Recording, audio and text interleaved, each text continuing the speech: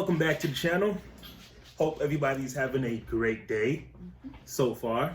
We are back with another video. This one is from a deep dive, from the Deep Dive channel, uncovering Britney Spears' dark past, part 1.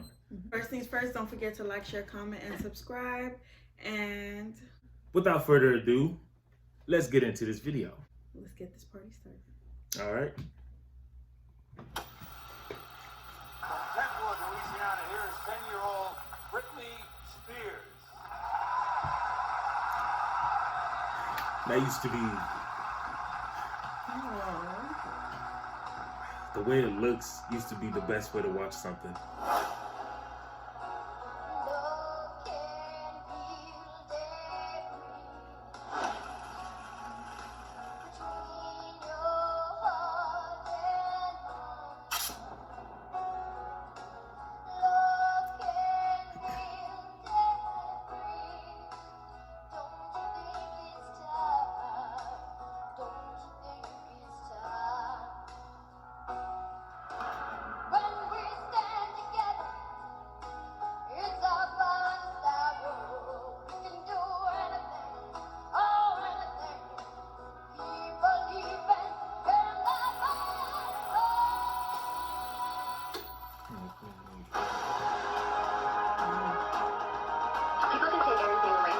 Never take away your truth.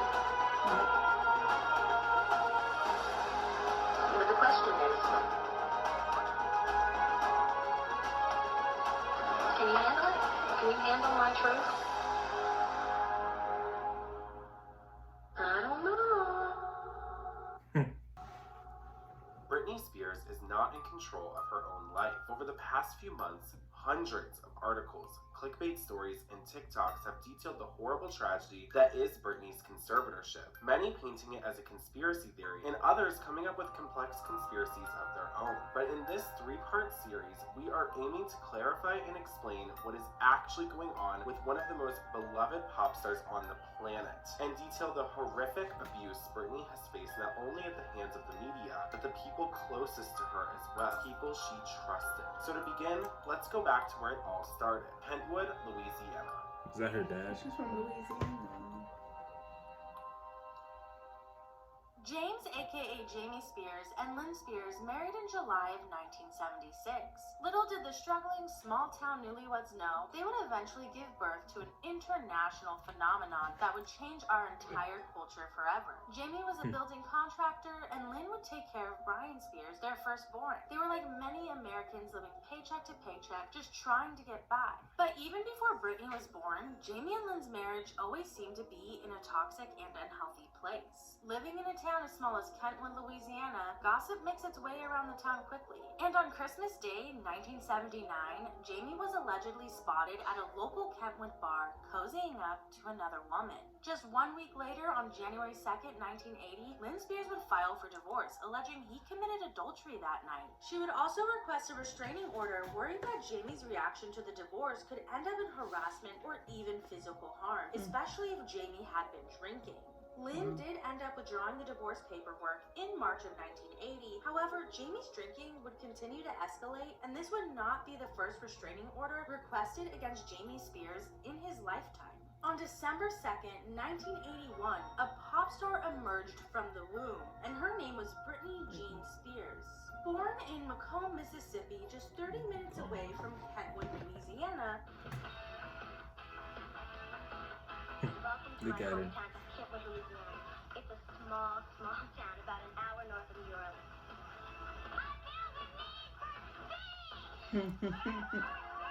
Where I come from is country, and when I get back home I start talking country again.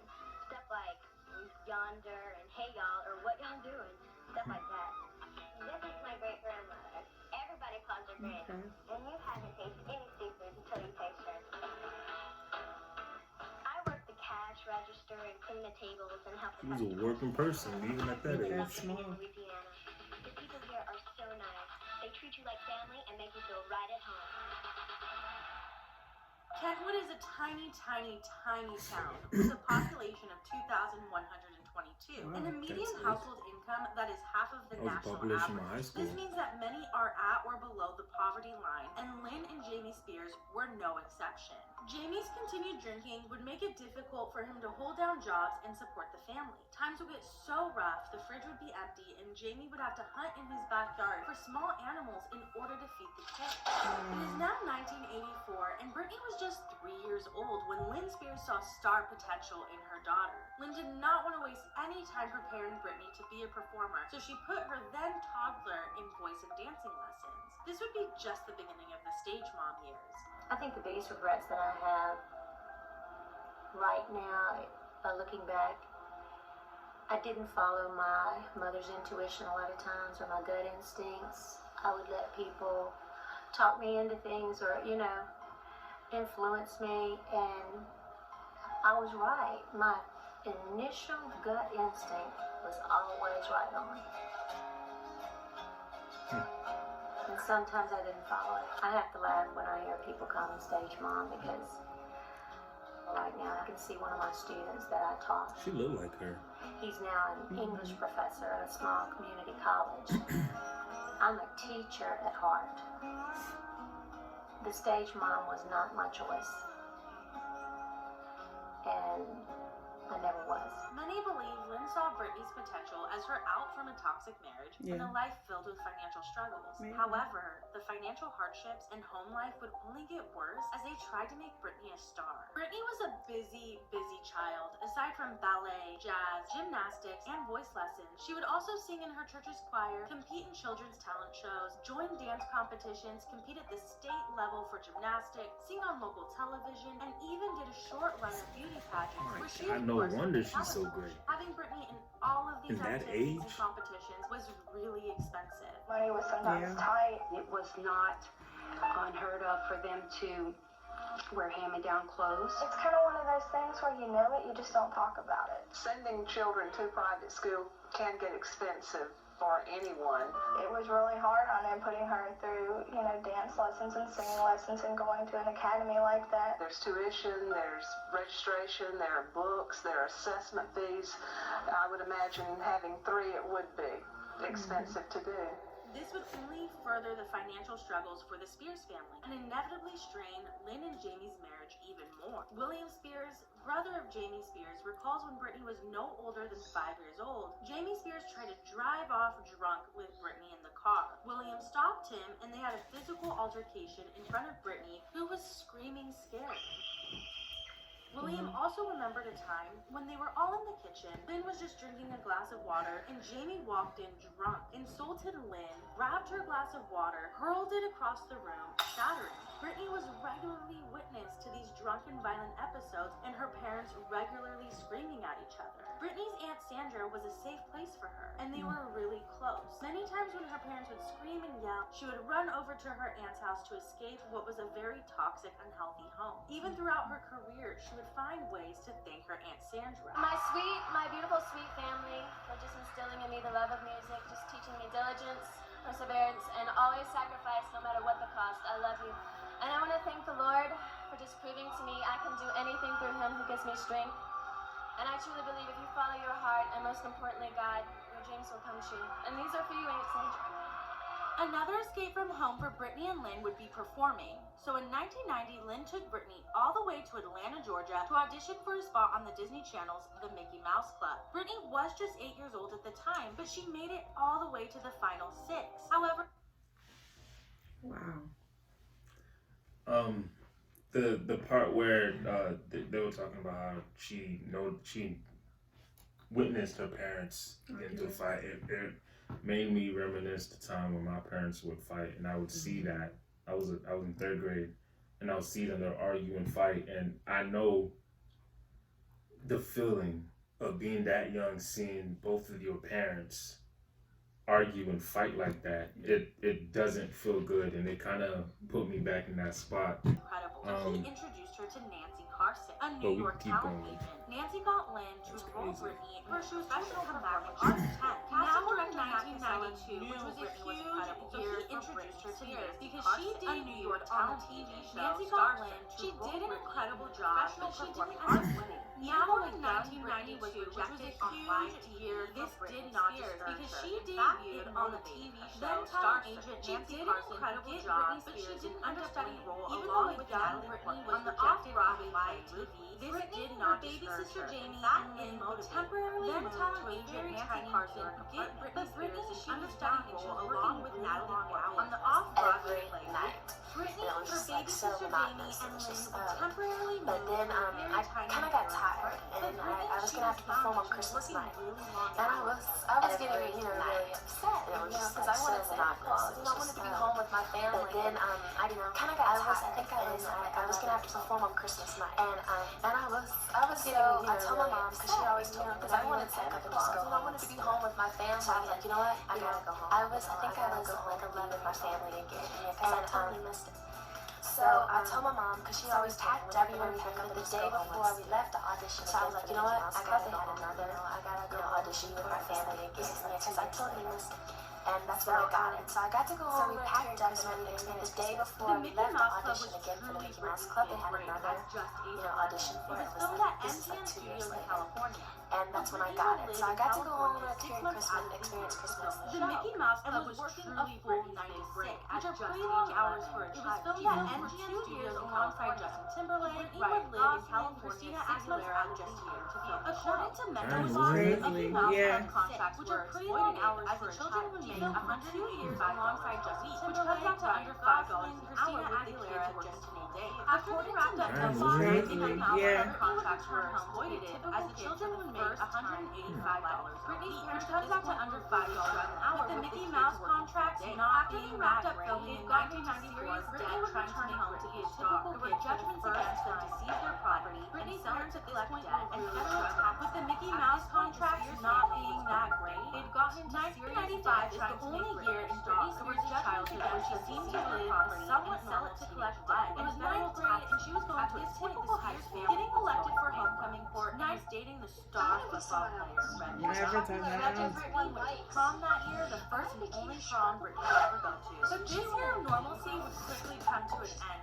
1995 is the only year in Britney Spears' childhood where she seemed to live a somewhat normal teenage life. It was ninth grade and she was going to a typical high school, getting elected for homecoming court and was dating the star football player, Reggie Jones.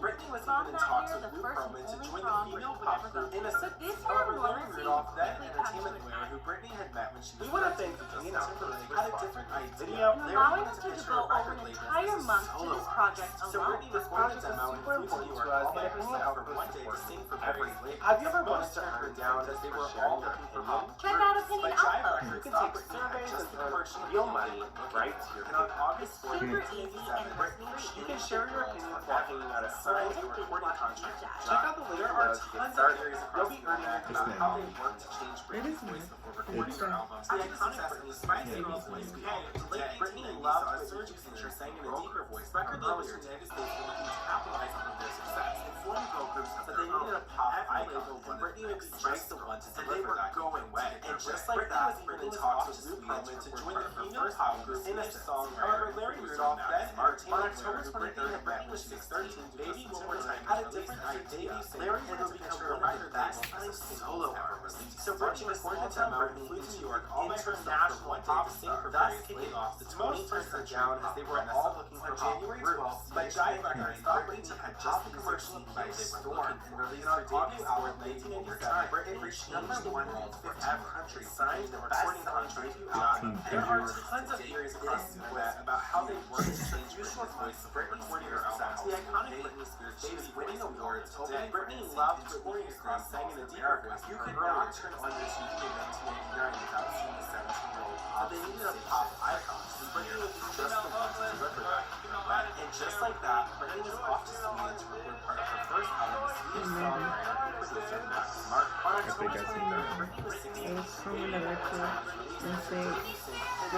it was NSYNC, wasn't it?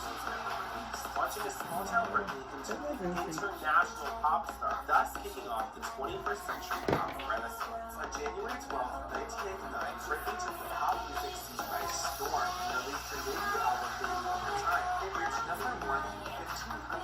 What song is that? 18 countries.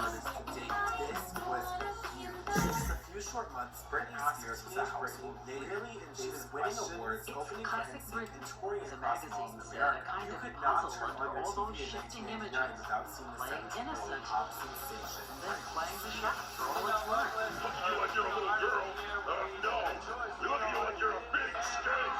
But then you were to try and break free of her kitty pop image and show she's an independent woman. Like becoming a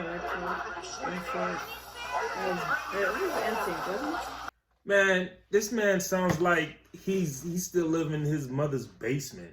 Probably. With a beer gut, a whole bunch of hair beer gut that have like smeared Cheetos on there. He's probably pissed off that he can't get a girl like Britney. That was uncalled for and whack.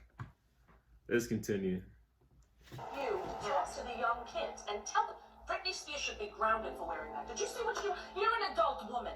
You're a grown-up. Britney Spears is 18. She's a... takes 2 Band-Aids and she's singing there. I don't appreciate that. She's a nice girl. She's very nice, but the trampy outfits have to go. But it's going to be hard to hear the criticism. And I know, Lynn, as a mom, you've been criticized too. You know, like, why do you let her go out looking like that sometimes? How have you dealt with it, and what advice have you given Britney about her appearance? Well, and what people don't understand is that Britney doesn't go out looking like that. I mean, when she goes to some party, or if it's the Grammy or whatever, that's where you dress up. Being a girl, That's a costume. That is glamour. And I sit and think, okay, what does a 15-year-old girl think about this? Do you have, I guess, a greater concern for the social setup when you make your videos? Do you say, you know what, I don't want it to be represented in this particular manner? I'm the one that they're like, take that off, so we need to put you in something a little bit more appropriate. Not that I'm like, like scandals or anything, no. But sometimes they try to, dress me properly. Now that you're 19, is there part of you that just wants to say, why is it wrong? Everybody's gonna have an opinion, and you can't please everybody, but I mean, as long as you're comfortable, just say wear what you want to wear, you know what I mean? It's all in how you carry yourself and how you live, and that's what boils down to. The wife of the governor of Maryland, who appeared at an anti-violence rally, and listen to what she said. Really, if I had an opportunity to shoot Britney Spears, I think I would. Oh, that's horrible. That's really bad. Because of the example for kids and how hard it is to be a parent and keep all of this away from your kids. I mean, I can't. So you would shoot the person. If you don't like them to see it, then change the channel. Her life was regularly questioned, and that's when Britney said she was saving for marriage. Do you wish you'd never said anything about the virginity thing because it's going to follow you to wedding night? I kind of wish, I kind of do, because when I go overseas, they'll ask you questions about it, and it's just something that's there, and you can't help it. Then the media became obsessed with Britney and her virginity. I'm just wondering how you feel about the constant speculation about your virginity and whether you are a virgin. Why is there a conversation? I really wish I would have never said anything to begin with, because I got stuck in this little place where people are always asking me, but that's just something that's part of growing up. I should have told them to stop asking. Exactly. Have there been any changes on that front? That's a personal question. This is you talking about Britney. When you walk around the street, Avril that big Lavigne. bra, she's not being herself up there because she's dancing like a hoe. Is she a hoe? She says she's a virgin. It's just not clicking. End quote. Avril Lavigne on Britney Spears. There's one subject we didn't discuss. What was that? They take the word whore and make it their own definition. It's stupid. You seem to get furious when a talk show host comes up with this subject. Okay, let's. In general, what do you think about breast implants, just in general? Well, I think if that's what you want to do and that would make you happy, then I see nothing wrong with it. But I haven't done that. But I think it's sad that people, think I've done that because that makes them want to go out. And, some of the fans that look up to me, they either think bad of me or they may want to go out and do that. But that's not my fault because the press started that. Amongst all these disgusting questions and uncomfortable interviews, one of the most iconic relationships to date formed. Britney Spears started dating teen heartthrob Justin Timberlake. They became pop royalty and the it couple that the media could not stop talking about. And in 2000, Britney kept that momentum going. In May of that year, she released Oops, I Did It Again. This album was another huge hit and her second best-selling album to date. In the 2000s, Britney also began forming her pop star image. She would often push the envelope, much like Madonna in the 80s and 90s, but she was taking it even further. For example, at the 2000 VMAs, Britney performed Oops, I Did It Again, and at the time it was considered extremely controversial because of her nude-colored outfit and dancing. Almost everything Britney did at the time was considered a scandal. In the following year, Britney released the album Britney in October 2001, with songs like Slave for You and I'm Not a Girl, Not Yet a Woman had the media already talking. But then Britney performed the 2001 VMAs with probably the most iconic performance ever. She started off in a cage with one of Doc Angel's tigers and would proceed to put a giant yellow snake around her neck. That image of Britney with the snake around her neck has been one of Britney's most iconic moments. Oh, we got a pause. And now 21-year-old Britney was working on her next album, and her movie Crossroads premiered. 2002 was a difficult year for Britney because the good girl image from her teen years was still so heavily pushed onto her into adulthood. She was constantly criticized for being too sexual, having to be this perfect role model for millions of kids around the globe. Britney's aunt was also diagnosed with cancer. And in 2002, the pop culture defining relationship between Britney Spears and Justin Timberlake had just as big of a fall when Britney and Justin went through a very public breakup, and Justin was not shy about airing relationship details. He also alluded to sleeping with Britney on Hot 97 FM when promoting his album, as the media was still weirdly obsessed with knowing if the world's pop princess had been physically active. Justin took it further and hired a Britney lookalike for his song about their breakup, Cry Me a River. And this is where you see the shift against Britney Spears and the media start to begin. Britney was trying to shake the teenage image, and the media started to paint her as the villain in every aspect of her life. Then, the 2003 infamous VMA performance happened. Britney and Madonna kicked the stage and the world went wild. And in 2003, on public television, this was considered shocking, and the media treated it as this huge deal. Madonna was great, kissing Britney. It's like, where's my kiss? It was unbelievable. I didn't know what to think. It just kind of happened right in front of you. It was just, that's what needs to happen. The shock. Madonna and Britney. No. You're one of those straight guys who fantasizes about two women together. And is that too personal of a question? Yes and yes. Every straight male has that fantasy. Which it was pretty iconic to see Britney and Madonna kiss. However, the No. media took this way To see another woman far. kiss another girl? No. Back then. Even further by saying she's a horrible role model. One public official even got in trouble for saying that Britney Spears should be shot for kissing Madonna on TV. Around this time, Britney also released her fourth studio album. These females is getting on my It's nerves. Breathe on Me and Like, Toxic. Why? Because you're not as attractive? Why? Because she's in a better place than you? Like, that's some whole nother, you know what? Yeah, she's a female role model, but she's also an adult. So certain things you can, Wait. like, this is what I don't understand. I'm an adult. We have kids. Well, we have a daughter. If we don't want her to see certain things, then we put parental guidance on it, or parental lock, whatever. That's it's not called. even they can feel however they feel with that. My thing is, you want to shoot someone because she's kissing the same female? gender on TV. She's foolish. Y'all need to go somewhere with that. People are too sensitive, bruh. Yeah. They're so sensitive they would shoot somebody for. It's funny to me. It's so dumb. Foolish. Oh wow. This proved to be one of Britney's most iconic and successful eras to date. Everything Britney touched was gold. Anything she did was so talked about that she, as an entertainer, changed the pop music and entertainment industry forever. With iconic music videos like Toxic and performances to follow them up, Britney Spears was the name on everyone's lips in the early 2000s. Unfortunately, around this time, photos of Britney doing normal things for her age, like smoking and drinking, started to make the rounds in the media, saying that Britney was a terrible role model and that people should stop supporting her. The harassment by the media was getting out of hand, but no one, especially not Britney, was ready for what was about to come.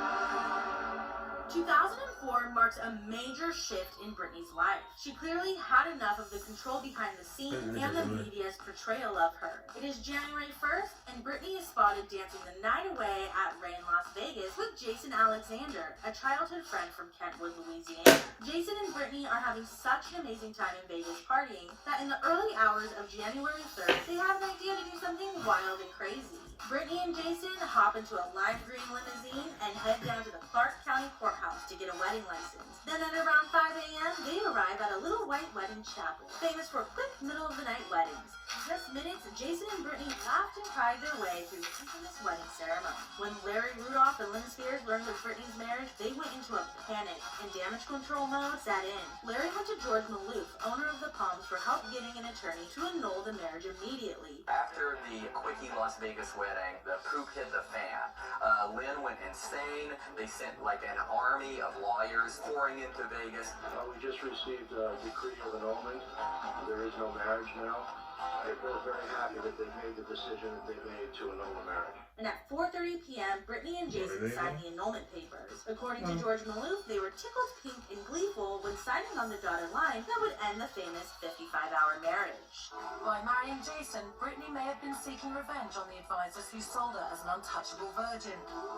And somewhere deep inside, on the mother who agreed to market her as a baby-faced sex bomb.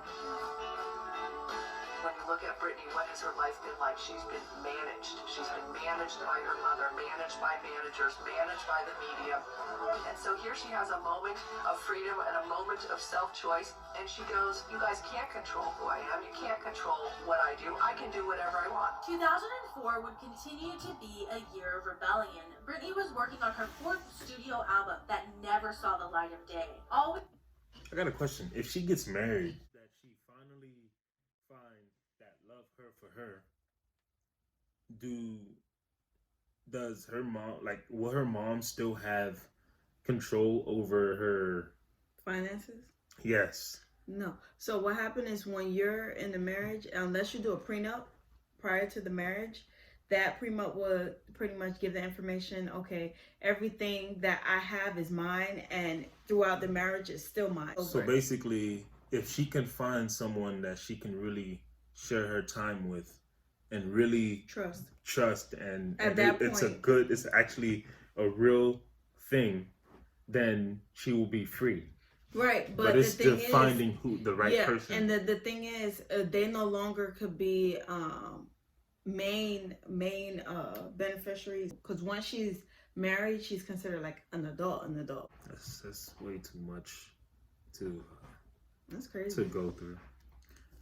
Let's get back into this. We know of what was probably going to be one of the best pop albums of all time is what Britney herself leaked without her team's knowledge. How soon? 5 years? Would you like to have a guide? That would be the ultimate dream. Yeah. That would be great. Are you thinking you'll wait till you're 30? I don't want to wait till 40. No. I would love to have a family. That would be when I'm the most content. My kids and just, they become your life. It's not all about you anymore, and you have a focus that's so beautiful. She then locked eyes with Kevin Federline, who was previously a backup dancer for NSYNC at a Hollywood club. Kevin said it was love at first sight, and just like that, their whirlwind romance would begin. Kevin, however, was currently engaged to Shar Jackson, and they had their second baby on the way. The tabloids would explode with images of Kevin and Britney together, and Britney was being branded a homewrecker. But Britney didn't care. She was determined to live her life without the opinions of others influencing her. Just weeks after meeting, Britney invited Kevin to come with her on her European tour in London. During the tour, they would become the first vlog couple as they captured their romance and would later turn the footage into their own reality show called Chaotic. On the flight back, something big would happen. How did he propose? Can I ask that? Or is that too much? It might be a no. I proposed. You proposed? Really? And did he say yes right away? Not right away. No? Yeah, because it didn't look like he wanted to get married. He said love is love, and that's a commitment enough. And actually, I was a little rejected at first. I got slapped down. No, I told her that it's not right for the woman to ask the man. The man's supposed to get on one knee and do it all right and this and that. Whatever. Yeah. Exactly, whatever. So then you had to turn around and ask her. Yeah, it took me about 5 minutes and I turned around. Really?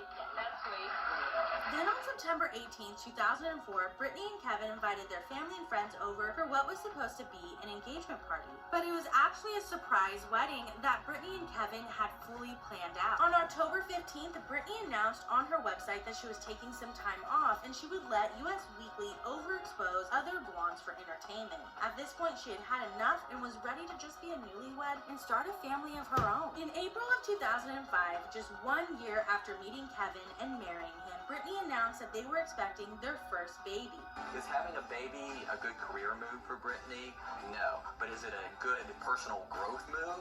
Yeah, absolutely. Because Britney has been controlled by her mom and her managers ever since she was like 9 years old. By having a baby, you can't take that away from her. I think that's what we're seeing a lot of Britney's life right now is the pendulum swing of having been controlled and contained so much by what other people have decided is right for her. On September 14th, Sean Preston was born. For the first time in Britney's adult life, she was living exactly as she wanted. Because she was taking a break, she wasn't being exploited in the media as often, and she was getting to spend time as a new mom in her new home in Malibu. Things were really looking up, but unfortunately, this would only last for a very short period of time, as the media started to exploit her child and paint her as a bad mother. The paparazzi would harass Britney while she had her tiny baby with her. This could put Britney and her baby in potentially dangerous situations, as back in 2006, we didn't have the paparazzi laws that we have today to protect celebrity children. She says her greatest accomplishment is being a mom. Motherhood's amazing. But the one thing that gives her so much joy is, ironically, the very same thing that's made these past few months a very difficult time for Britney Spears. In February, Britney was photographed driving on the Pacific Coast Highway with her baby in her lap in the front seat. It was a picture that became not only a punchline, But in her defense, the baby had to sit on her lap because her husband Kevin was asleep in the child seat. So, but the source of serious debate all across the country. I think it's very important that Britney gets some baby safety training. You were photographed, I guess, by the paparazzi again, pursuing you. And there was Sean on your lap in the car. Yeah. Take me through what happened there. If right now we got in the car and went to Starbucks, you would see 20 photographers there. And I went to Starbucks and I see a bunch of photographers and I'm scared and I want to get out of the situation. My baby's crying. They're coming up on the, the sides of the car, which is a scary situation for me, and they're banging on the windows, and that's not something I want my baby to, so I get my baby out of the car and I go home. So, and I just feel like that they're taking cheap shots. Yeah. But the fact of the matter is, while they pursue you, and we can argue for a long time, they shouldn't be doing it. And I would agree with you on that completely. They managed to snap a picture that didn't cast you in the best light. Who's that? Of course, that is their job, and they do a very good job at it. And they've crossed the line so many times, and I think because I'm a sweet young girl, nothing ever gets really done about it, When you were driving with Sean on your lap, did it? Clearly, and it's seriously that driving incident. I did it with my dad. I'd sit in his lap and I'd drive. We're country. That's what, you know what I mean? But what happened, though, it crossed from a paparazzi incident to next day, it's in the newspapers, and you've got all these legitimate people weighing in, saying, you know what? That's dangerous. And she put her child at risk. You saw the questions that were being asked. Is Britney a bad mom? It's not like, did Britney record a bad song? Is Britney wearing a bad outfit? Is Britney in a bad marriage? Yeah. Is Britney a bad mom? That's America for you. And she's over it. Like, you could tell based off her reaction, she's over it. Yeah, makes you really strong. Make you weep? Oh, I've wept. Yeah. I've definitely wept just with the world, how judgmental they are. You know what? I know I'm a good mom. But just a few weeks after the baby in the lap incident, Britney's son, while in the care of a nanny, fell out of a high chair and banged his head. You took him to the doctor? Oh, yeah, of course. She walked into the hospital and said he bumped his head, fell out of a high chair. And then the doctors acted really funny with me. I know. As if it was she really did. bizarre. How'd they act funny? I don't want to say, but they did. Suspicious? Like I said, I don't want to say what they did or what they said.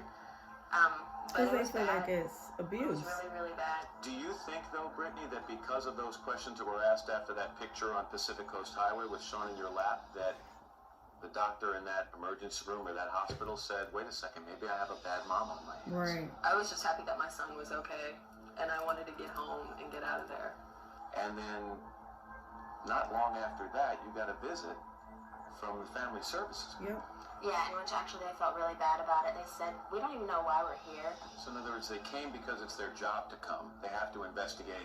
They didn't have to come. The doctor there made them come because I didn't bring my doctor there with me.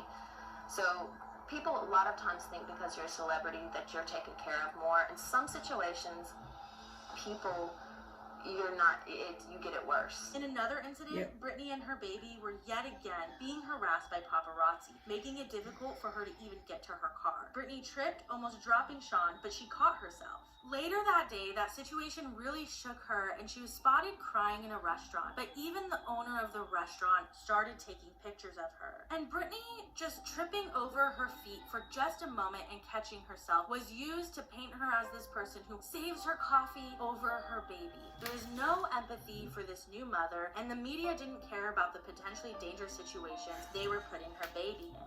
All Britney had ever wanted was to be a mother, but she was Exactly. watching her They baby can't leave that girl alone, in like, a similar way that she had. this As is she was pissing going me through all off, of this, man. the media didn't know it yet, but she was actually already pregnant with baby number 2.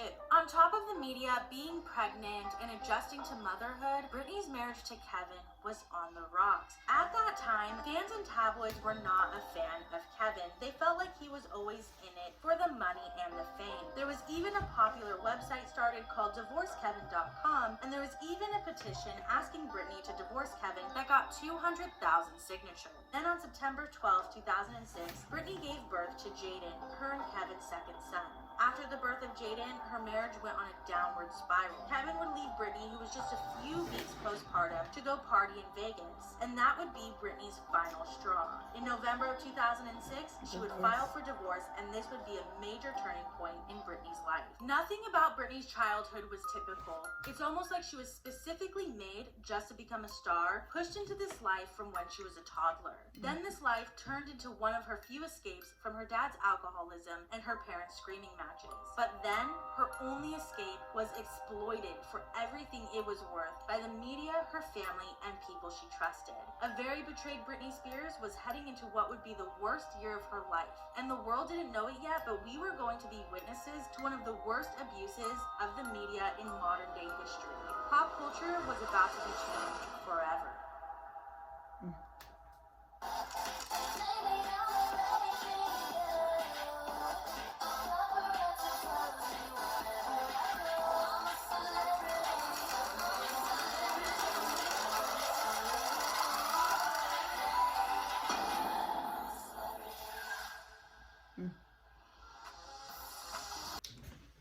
Deep Dive did a really good job They putting did things a good together. job. I'm pissed as fuck. I'm sorry. But, like, you're not going to give her no privacy. You see she got a baby. I can't do it. Kevin is a real douchebag for that, for what he did. And the simple fact that he was already with someone. And the person was pregnant. And she was pregnant. But how does that even work? Kevin Federline is the asshole, but Britney gets blamed for all of it. I don't get it. I don't get it. This video was really good. This is part 1. Part 2 will come. We don't know yet. We'll let you guys know, but these are long videos, so we have to like make space on our phones so we can record these for you. So yeah, don't forget to like, comment, share, and subscribe. My eyes get some like hair or something. Like, comment, share, and subscribe. Be nice to people. Have a wonderful day, and we'll see you guys next time.